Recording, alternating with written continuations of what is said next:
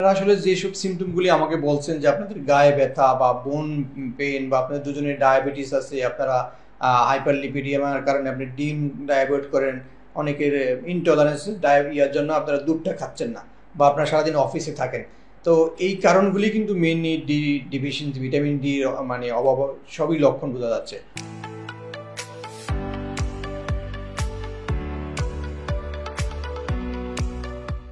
Vitamin ডিটা আসলে একটা fat soluble vitamin.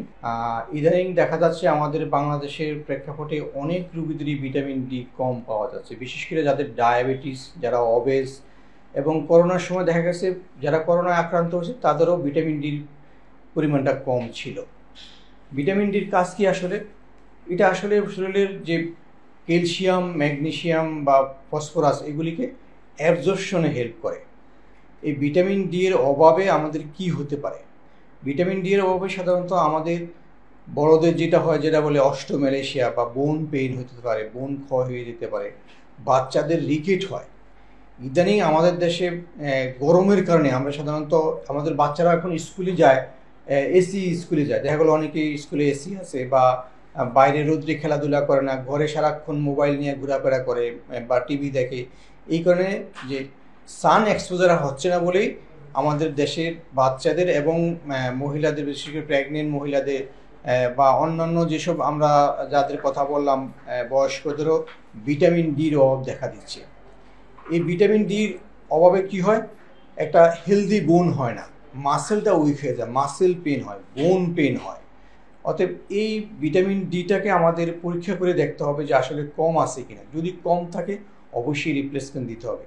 তবে অনেকের ক্ষেত্রে দেখা যায় ভিটামিন ডি তারা পরীক্ষা না করে আবার ভিটামিন ডি খাচ্ছে, এতে দেখা গেলো ভিটামিন ডির পরিমাণ বেড়ে যাচ্ছে। এটাও একটা ডেঞ্জারাস। ভিটামিন ডির পরিমাণ বেড়ে গেলে শরীরে ক্যালসিয়ামের পরিমাণ বেড়ে যায় এবং বোন নরম হয়ে বোন ভেঙে দিতে পারে। এমন হচ্ছে যে বুকে ব্যথা নিয়ে আসতেছে আমাদের কাছে, কার্ডিওলজিস্টের কাছে, কিন্তু এটা আসলে ক্যালসিয়ামের অভাবে, ভিটামিন ডি এর অভাবে হয়ে থাকে। তো বিশেষ করে যেটা হয় যে আমাদের অনেকেই আছে যে দুধ অ্যালার্জি, সে দুধ খেতে চায় না, দুধের ভিতরে প্রচুর ভিটামিন ডি থাকে। তারপরে রেড মিটটা আমরা অ্যাভয়েড করি, কারণ তাদের হার্টের ডিজিজ হয় বা ডায়াবেটিস হয়, তারা মনে করে যে তাদের হাইপারলিপিডিমিয়া বেড়ে যাবে। ডিমের কুসুমের ভিতরে ভিটামিন ডি থাকে, অনেকে ডিম খায়, ডিমের কুসুম খায় না। তো এইসব কারণে আমাদের দেশে আসলে ভিটামিন ডি এর অভাবটা প্রকট আকার দেখা দিয়েছে, এবং শুধু আমাদের দেশে না, ওয়ার্ল্ড ওয়াইড দেখা যায়, সবারই এই সমস্যাটা দেখা দিয়েছে।